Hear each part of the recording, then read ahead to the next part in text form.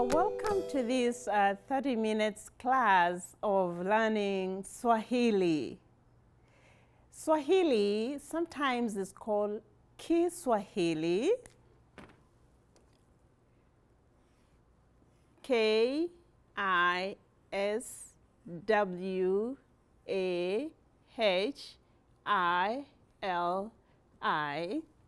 So if you say Kiswahili, you're trying to emphasize that it is a language. Otherwise, it is Swahili.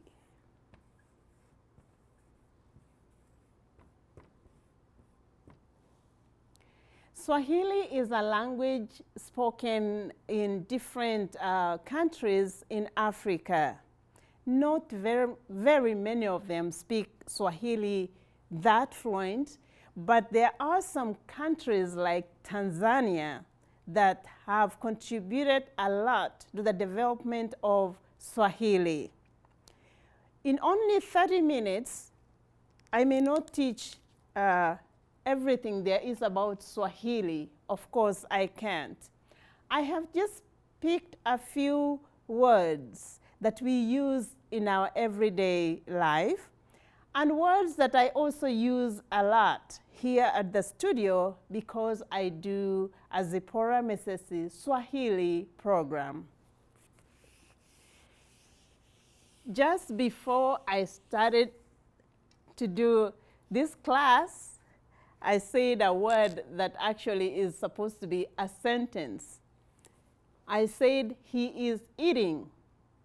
In Swahili, we would say, anakula.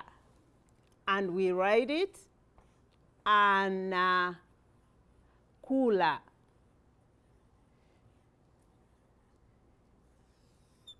It is one word, but actually in Swahili, it's already a full sentence.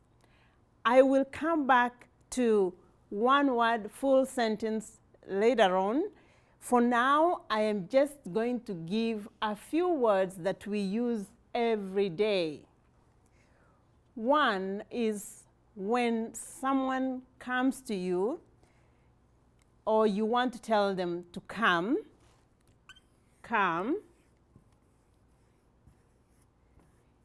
In Swahili, we say kuja.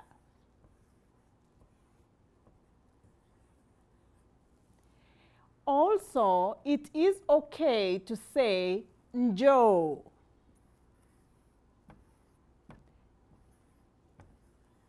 So, if you want to tell someone to come, in Swahili we say kuja or njoo. So, if you want them to come here,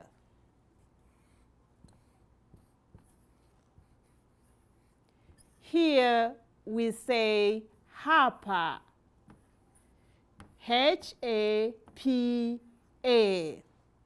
So if here is hapa, then if you want to tell someone, come here, you will say kuja hapa, and that's perfect. Or you say njoo hapa. Those two are okay. Now, when you meet someone, of course, you always want to know their name.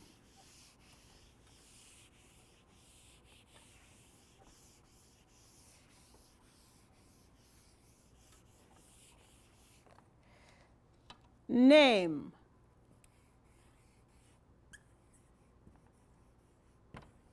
In Swahili is jina. So if you want to ask someone, what is your name? You will say, jina lako nani?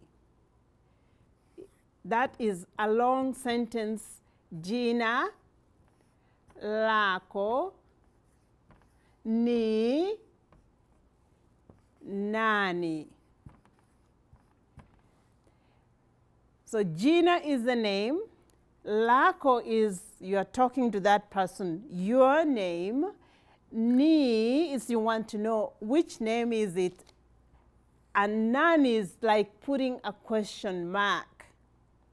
So if you say jina lako ni nani, you are saying in English, what is your name?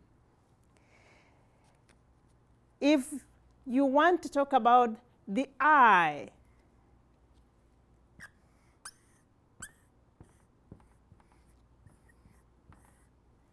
that's the part of the body. In Swahili, we say jicho. One eye. If you're talking about the two eyes, we say macho.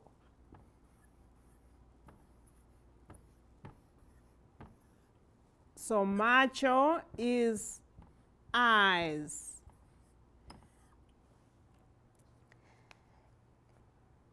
Mouth.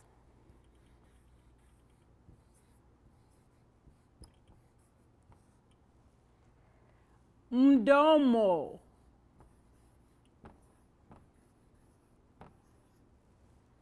Mouth. Mdomo.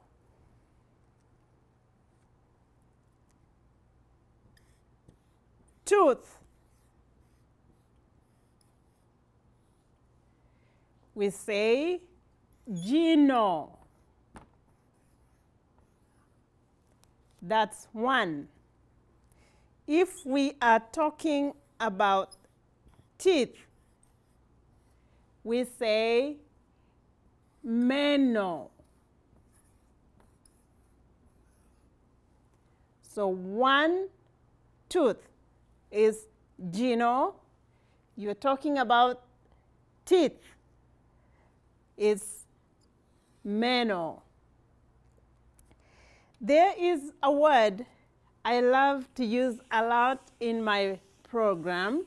When I say Zipporah Mesesi Swahili show, then I say karibu.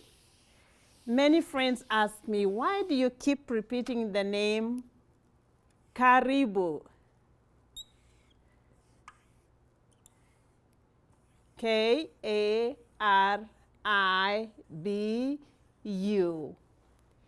Karibu can mean two things. It can mean welcome, and that's what it means when I use it in my program, welcome to my program. Or you can again use karibu to mean near or close to. So I will give an example. Table. Table in Swahili is meza. So I come to the studio and Nikki will ask me, where is your pen? And my pen is near the table. So when I say karibu meza, my pen is close to the table. That is a different meaning from when I say welcome, karibu to my program.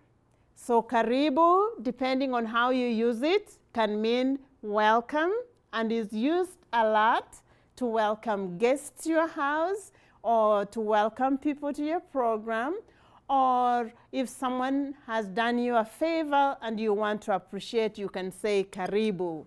At the same time, it can mean you are talking about something close to.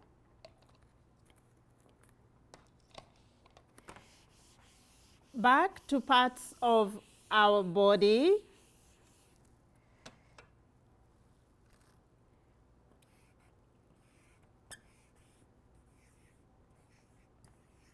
Nose. in English. In Swahili is poor.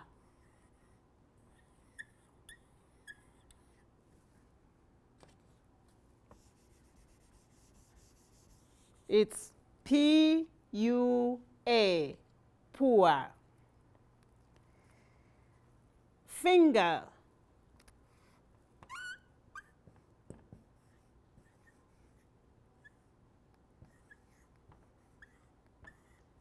In Swahili is kidole.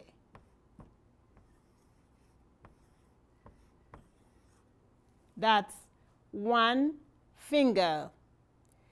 But if we are talking about two fingers,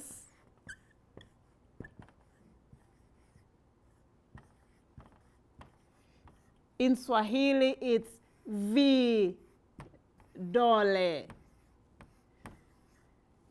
Two fingers or three fingers or all fingers is vidole. Hair.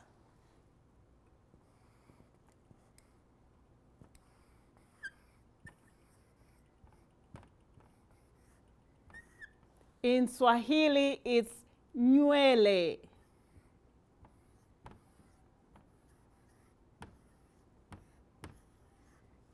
Nywele. Fire.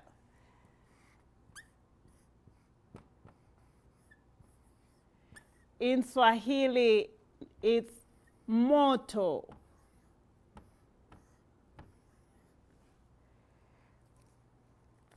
Water. In Swahili, it's maji. Maji. Eat.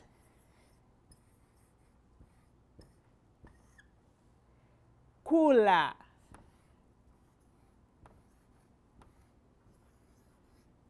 So when you want to tell someone eat, you just say kula.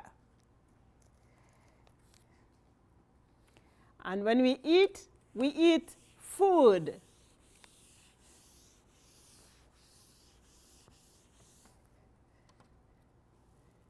And food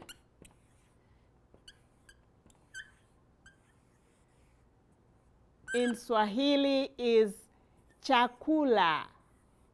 Chakula.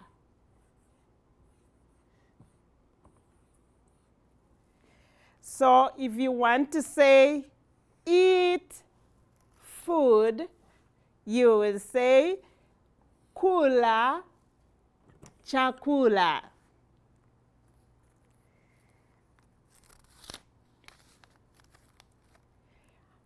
I said come is kuja. Now go. Go is enda. Sometimes too, when you are talking about a person and you're talking to the person, you may use the word nenda. Both of them are okay. Enda or nenda. Home.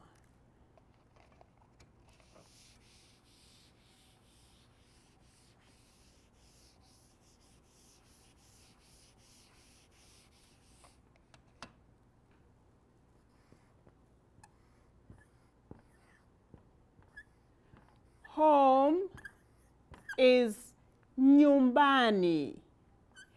Nyumbani. Nyumbani. Nyumbani. Home. So if you want to tell someone, go home, you will tell them, enda nyumbani or nenda nyumbani. Child.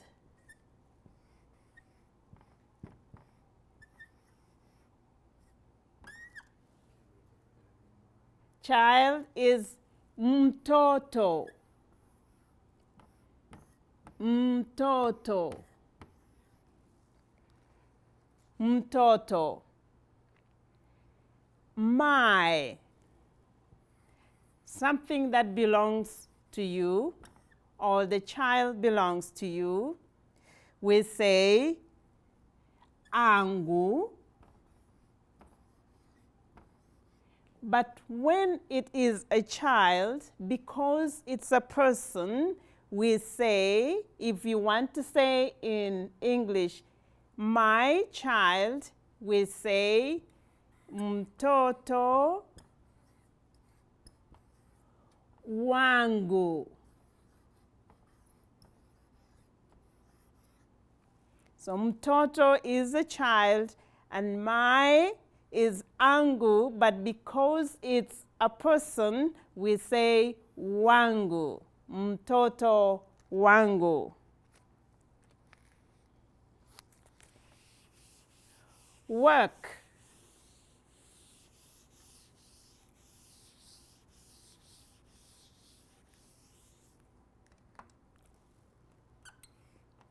Work in Swahili is kazi.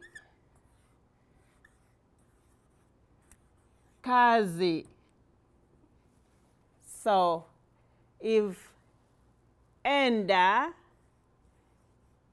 is to go, then when you say in English, I am going to work, you say in Swahili, na enda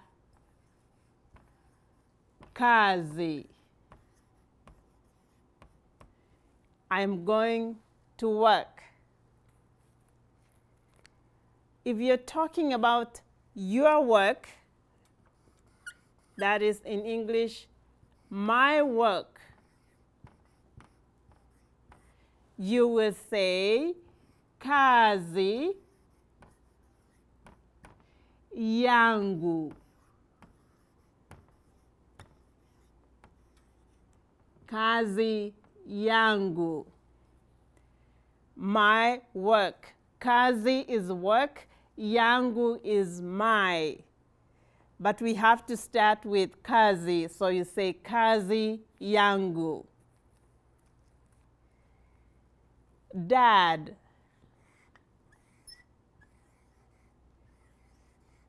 Dad in Swahili is baba. Baba. So if you want to say my dad,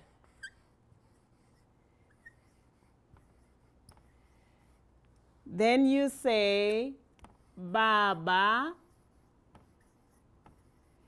yangu. Baba yangu. And spoon. Spoon in Swahili is kijiko.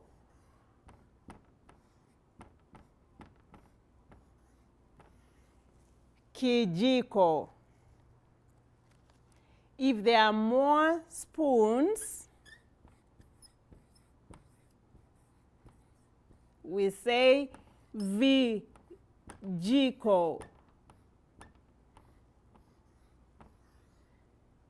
Spoons is vijiko.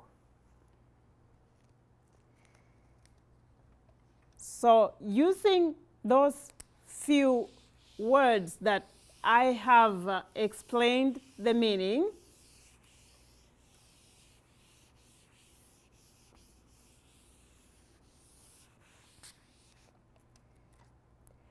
I will quickly show a one-sentence word in Swahili that includes most of the parts of the words I have just explained. So if we want to say, I am going,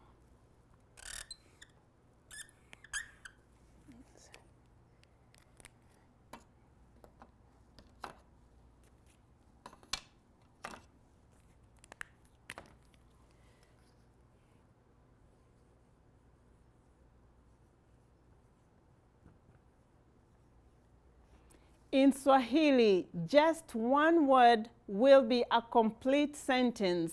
It will be ni na enda. Ni na enda. That is me. Ni here stands for me. And then na is right now. It stands for the time. And end or enda is the act of going. So to make a difference, you are talking here that I am going. If it is you who is going, we will say u na enda.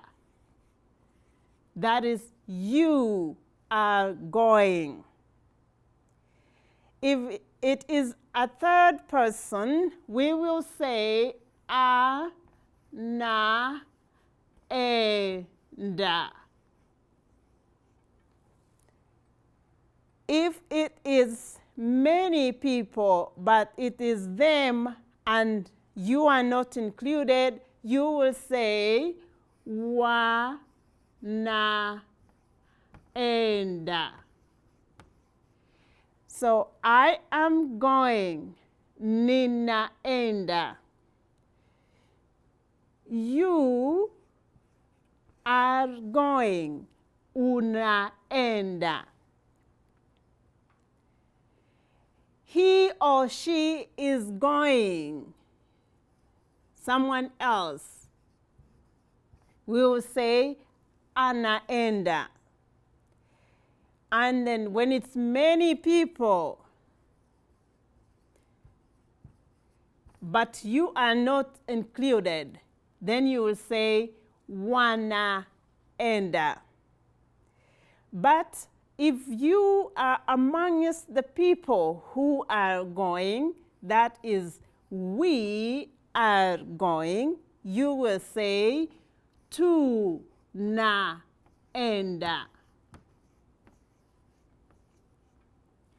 So I am going, ninaenda. You are going, unaenda. She or he is going, anaenda. They are going, wanaenda. They are going and I'm also among them. That is, we are going. Then you say tunaenda. So this part here, ni, is what makes one know you are talking about yourself. And when this part u is put there, you know we are talking about you. And when you say at the start, it means another person is the one going. And this section wa shows you that it's them that are going, or they are many. And when you use to, it means that I am amongst them that are going. Now, just to differentiate time, because this was something that is going on now, if it was tomorrow, if it is tomorrow, instead of saying ninaenda, when you say I will go, you will say nitaenda. So this section of ta shows that it's future, it's tomorrow, or in a few hours' time. And when you are saying you will go, you will say utaenda. When you want to say he or she will go, you will say ataenda.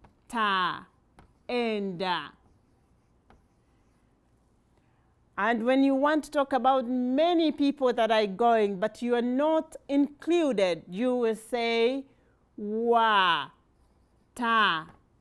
enda. So ta, ta, ta, ta makes the difference that it's future. And if you're going to be part of the group that is going, you will say tu, ta, enda. So the section 2 shows that I am amongst them, and ta represents the time, it's future. And enda is the act of going. Because of time, I will quickly go through a few other words that we use in everyday life, like here at the television station, we have different programs. So those different programs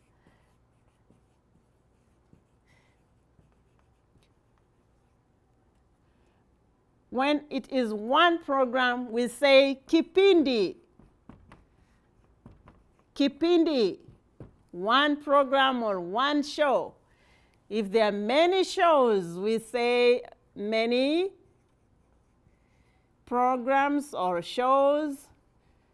We'll say vipindi. Vipindi. If you want someone to run, we say kimbia. Kimbia. Kimbia, run.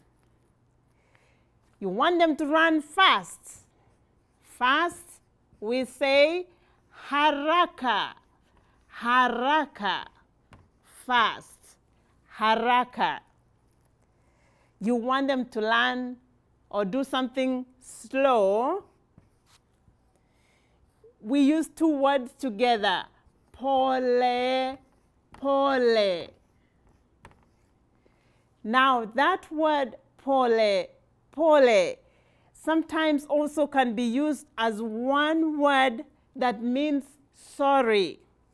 So when you meet someone who, for instance, has lost a loved one, and you want to tell them, I'm sorry to hear your mother passed away. In Swahili, just one word without saying too much. If you just say the word pole, and usually depending on how you say it, it says everything when you use the word pole for when someone is grieving and you want to tell them, I'm sorry or I feel for you. It's not only for grieving. If I wrong you and I want to apologize, we also use pole to show that we are sorry. And one word I don't like to forget because I work on it every day is weight. Zipporah is working on her weight. In Swahili is uzito. And so if you want to tell me to reduce, my weight is punguza. That is reduce, uzito, weight. Until next time when I'll have time again to teach a few Swahili words. If you can't remember any word, if you wrong someone, please tell them pole. Thank you.